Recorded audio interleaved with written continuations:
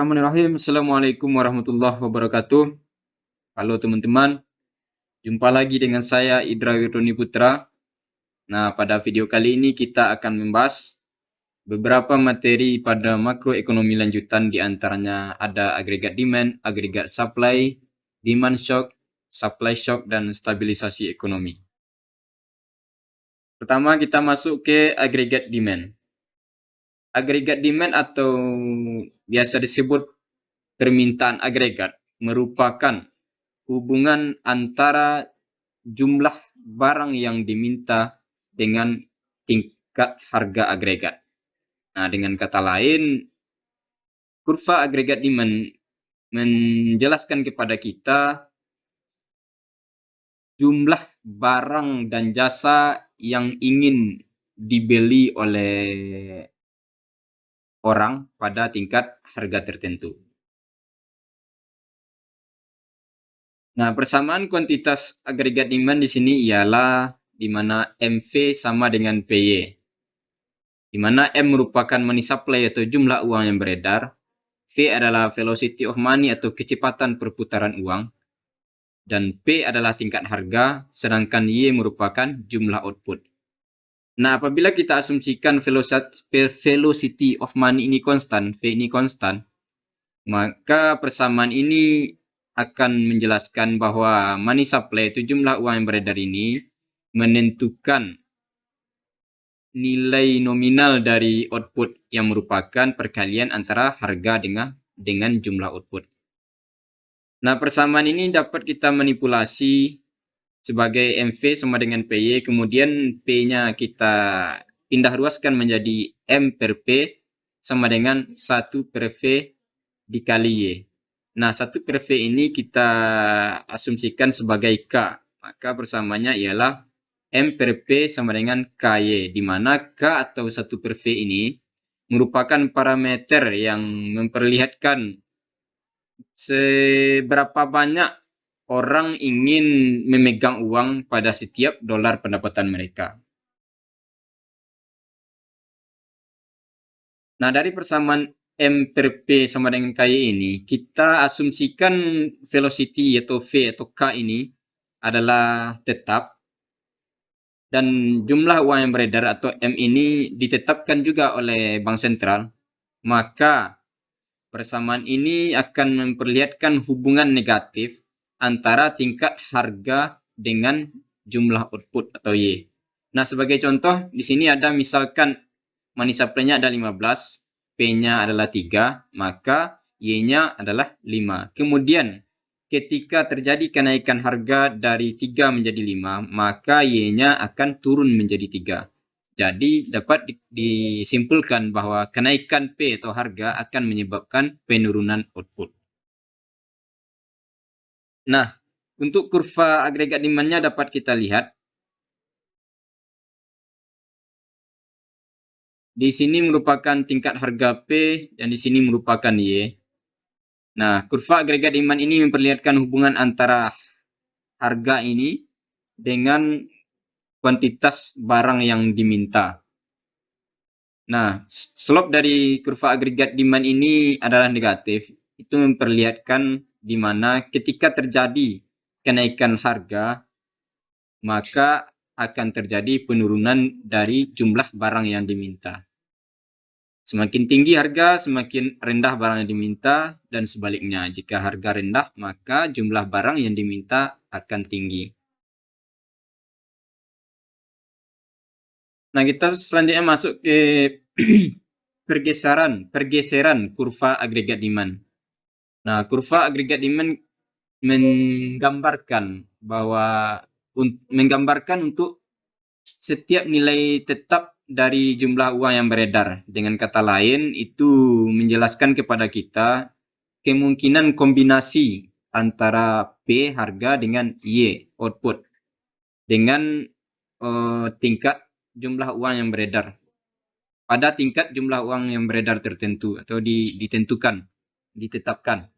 Nah, apabila The Fed ini merupakan bank sentral Amerika melakukan perubahan terhadap jumlah uang yang beredar, maka kemungkinan kombinasi antara harga dengan output ini juga akan berubah. Nah, akibatnya adalah terjadinya pergeseran pada kurva agregat demand.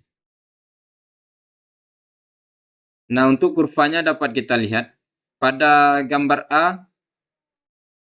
ini terjadi pergeseran kurva agregat demand ke kiri yang diakibatkan oleh pengurangan jumlah uang yang beredar. Nah, sedangkan pada yang pergeseran jumlah uang yang beredar akan mengakibatkan pengurangan jumlah uang yang beredar akan mengakibatkan penurunan agregat demand sehingga kurvanya bergeser ke kiri. Nah, sebaliknya pada gambar B ini terjadi peningkatan jumlah uang yang beredar sehingga juga mengakibatkan penambahan agregat demand sehingga kurva agregat demand-nya bergeser ke kanan.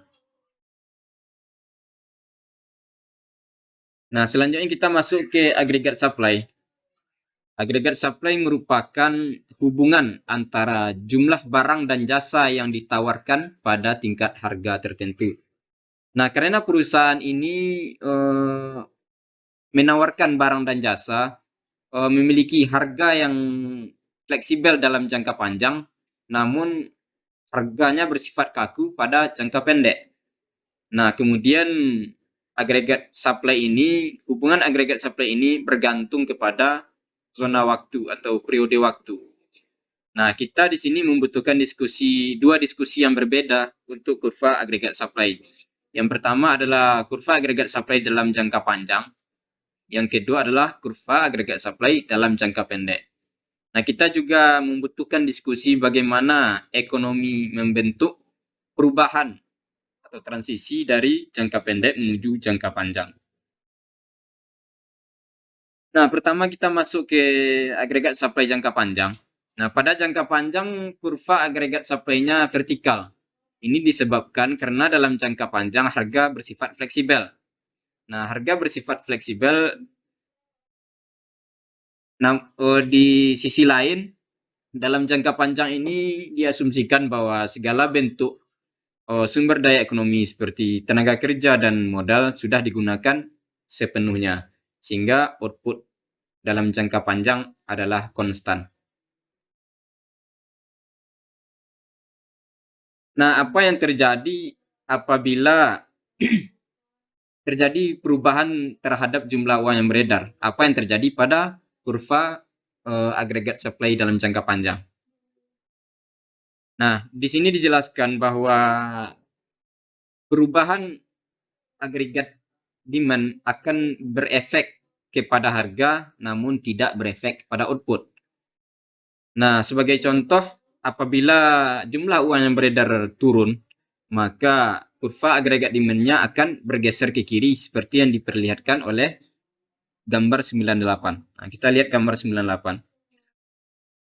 Di sini keseimbangan awal berada pada titik A, di mana kurva agregat demand-nya adalah AD1, dan ini merupakan kurva agregat supply dalam jangka panjang. Nah, apabila terjadi penurunan jumlah uang yang beredar, itu tentu akan mengakibatkan terjadi penurunan terhadap agregat demand, sehingga kurva agregat demand-nya bergeser ke kiri, berubah menjadi AD2. Nah, perubahan ini menyebabkan titik keseimbangan berpindah dari A menuju B.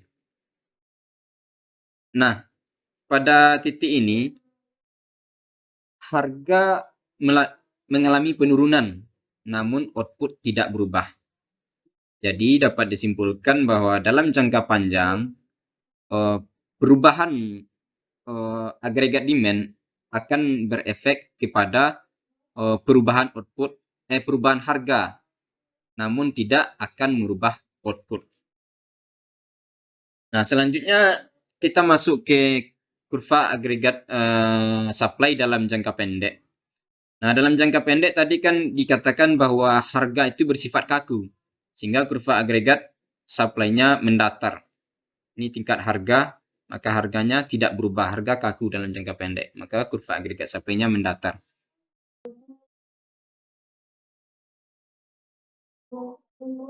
Nah, apa yang terjadi pada kurva agregat supply apabila terjadi perubahan pada kurva agregat demand? Nah, pada kurva ini dapat dilihat bahwa keseimbangan awal adalah berada di titik A dengan agregat demand-nya AD1 dan kurva agregat supply jangka pendeknya SRAS. Nah, apabila terjadi pengurangan atau penurunan jumlah uang yang beredar yang berefek terhadap penurunan agregat demand, sehingga kurva agregat demand-nya bergeser ke kiri, maka keseimbangan berpindah dari titik A menuju titik B. Nah, karena dalam jangka pendek ini harga bersifat kaku, harga tidak berubah, maka yang akan mengalami penyesuaian atau perubahan adalah output. Sehingga output berkurang dari sini menuju ini. Nah, dapat disimpulkan bahwa dalam jangka pendek, apabila terjadi penurunan jumlah uang yang beredar yang berefek terhadap kurva agregat demand, maka perubahan tersebut akan menyebabkan perubahan pada output.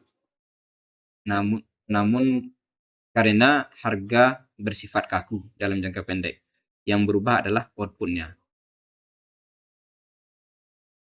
Nah, selanjutnya kita masuk ke dari jangka pendek menuju jangka panjang. Nah, sejauh ini kita dapat menyimpulkan bahwa dalam periode jangka panjang, harga bersifat fleksibel. Nah, kurva agregat supply-nya vertikal dan perubahan agregat demand akan berefek terhadap perubahan harga, namun tidak berefek terhadap output. Nah, sedangkan dalam jangka pendek, di mana harga bersifat kaku, maka kurva agregat supply-nya adalah vertikal dan perubahan agregat demand akan berefek terhadap output barang dan jasa. Nah, begini bentuk kurva perpaduan antara jangka pendek dan jangka panjang. Ini adalah ini tingkat harga dan ini output. Ini adalah agregat demand atau permintaan agregat. Nah, yang vertikal ini adalah kurva agregat supply dalam jangka panjang, sedangkan yang horizontal adalah kurva agregat supply dalam jangka pendek. Titik singgung dari ketiga kurva ini merupakan equilibrium atau keseimbangan dalam jangka panjang.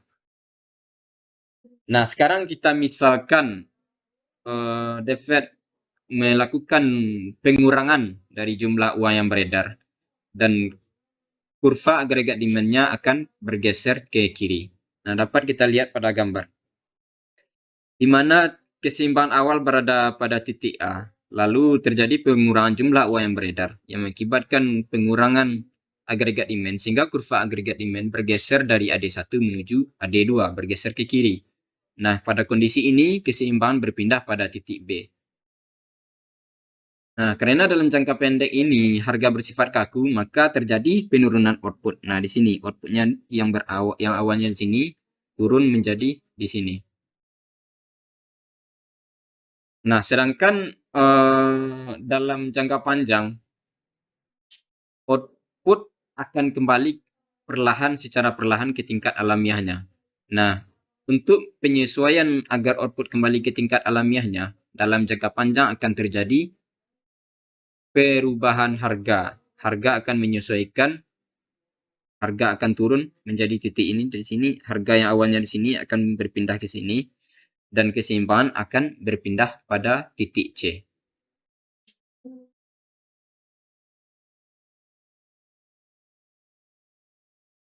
Sekarang kita masuk ke kebijakan stabilisasi. Di sini dikatakan bahwa fluktuasi dalam ekonomi biasanya berasal dari atau diakibatkan oleh perubahan dalam agregat supply atau agregat demand. Nah, ekonom biasa menyebut bahwa peristiwa eksogen yang menggeser kurva tersebut dinamakan dengan guncangan ekonomi. Nah, guncangan ini menyebabkan pergeseran kurva agregat demand. Guncangan yang menyebabkan pergeseran kurva agregat demand itu disebut dengan demand shock atau guncangan permintaan. Dan guncangan yang menyebabkan pergeseran kurva agregat supply itu biasa disebut dengan supply shock atau guncangan penawaran. Nah, guncangan ini akan menyebabkan output dan tenaga kerja bergerak menjauhi titik alamiah mereka atau tingkat alamiah mereka. Nah, salah satu tujuan dari model agregat supply dan agregat demand ini adalah untuk menggambarkan atau menjelaskan bagaimana guncangan ini menyebabkan fluktuasi dalam ekonomi. Nah, adapun tujuan lain dari model ini adalah untuk mengevaluasi bagaimana kebijakan makroekonomi dapat merespon guncangan tersebut. Nah, ekonom menggunakan uh, ukuran kebijakan ekonomi ini merujuk kepada setiap tindakan yang dilakukan untuk mengurangi efek dari guncangan tersebut dalam fluktuasi tersebut dalam jangka pendek. Karena output dan tenaga kerja berfluktuasi di sekitar atau berfluktuasi dalam jangka panjang pada tingkat di sekitar tingkat alamiah mereka. Nah, kebijakan stabilisasi ini diharapkan dapat mengurangi siklus bisnis dengan cara tetap menjaga output dan tenaga kerja sedekat mungkin dengan tingkat alamiah mereka.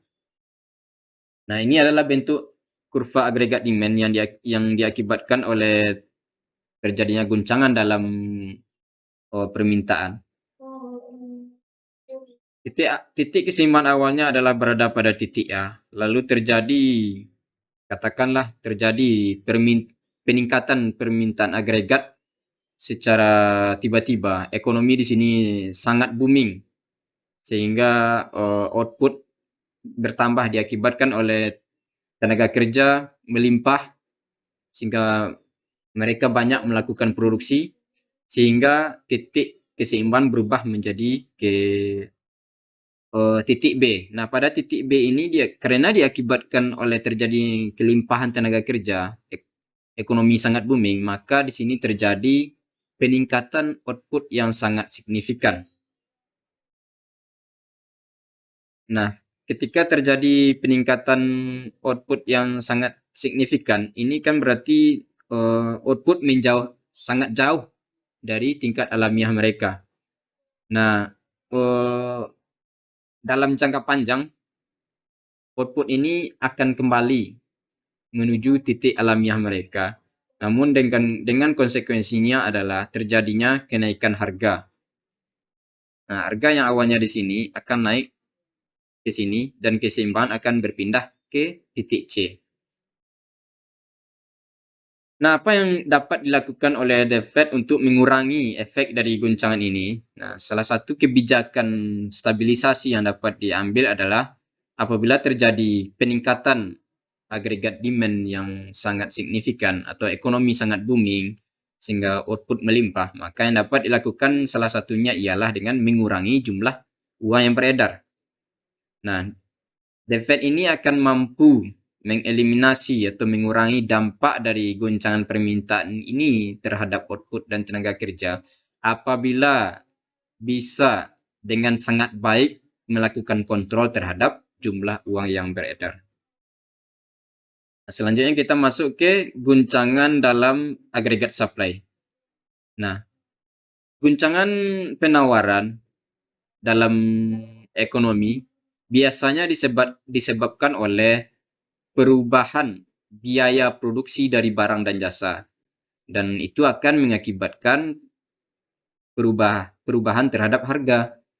Nah, karena guncangan penawaran ini memiliki dampak yang langsung terhadap tingkat harga, maka suatu waktu kita dapat menyebutnya ini dengan price shock atau guncangan harga. Nah, sebagai contoh di sini ialah terjadinya kekeringan pada tanaman yang mengakibatkan terjadinya penurunan supply atau penawaran dari makanan tersebut atau makanan yang mampu ditawarkan akan berkurang. Nah, ini akan mengakibatkan harga makanan tersebut akan naik. Nah, sebagai contoh selanjutnya ialah adanya kebijakan perlindungan lingkungan yang harus diterapkan kepada perusahaan untuk mengurangi emisi dan polusi. Nah, perusahaan tentu akan mengalami penambahan biaya produksi. Nah, mereka akan membebankan ini kepada konsumer mereka dengan cara menaikkan harga. Nah, selanjutnya kita masuk ke bentuk kurva dari guncangan agregat supply ini. Nah, ini diasumsikan terjadinya agregat supply yang menyebabkan penambahan biaya produksi sehingga harga akan dinaikkan. Nah, pada awalnya titik keseimbangan berada pada titik A. Nah, karena terjadi penambahan biaya produksi, maka kurva agregat supply dalam jangka pendek yang sama dengan yang dalam jangka pendek harga bersifat kaku, ini akan mengalami kenaikan dari SRAS1 menuju SRAS2. Nah, karena harga mengalami kenaikan, maka titik keseimbangan berpindah dari A menuju B.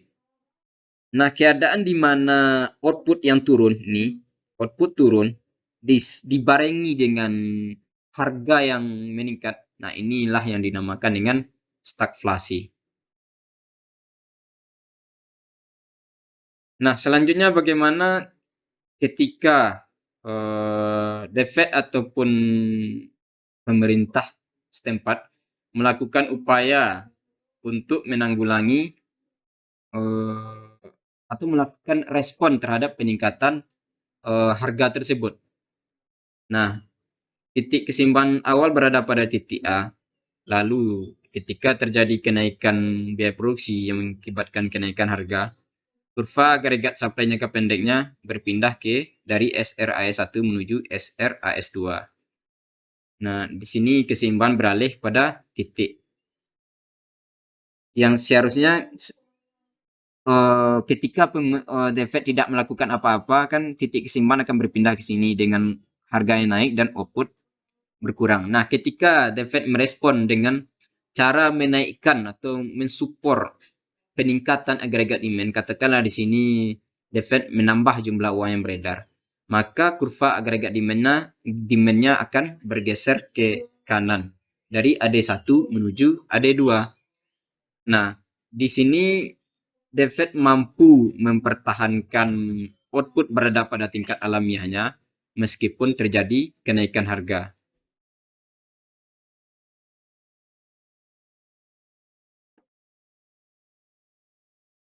Nah, pada video kali ini mungkin cukup sampai di sini. Jadi kesimpulan yang dapat kita ambil adalah perubahan agregat supply apabila tidak direspon dengan kebijakan yang tepat akan menyebabkan stagflasi, di mana terjadinya penurunan output dan kenaikan harga secara bersamaan. Nah, kebijakan stabilisasi ekonomi yang tepat akan mampu mempertahankan output berada pada tingkat alamiahnya. Nah, mungkin pada kesempatan kali ini video atau diskusi kita cukup sampai di sini. Terlebih terkurang mohon maaf apabila ada meletakkan sesuatu yang tidak pada tempatnya. Semoga video kali ini bermanfaat bagi teman-teman semuanya. Terima kasih atas perhatian. Assalamualaikum warahmatullahi wabarakatuh.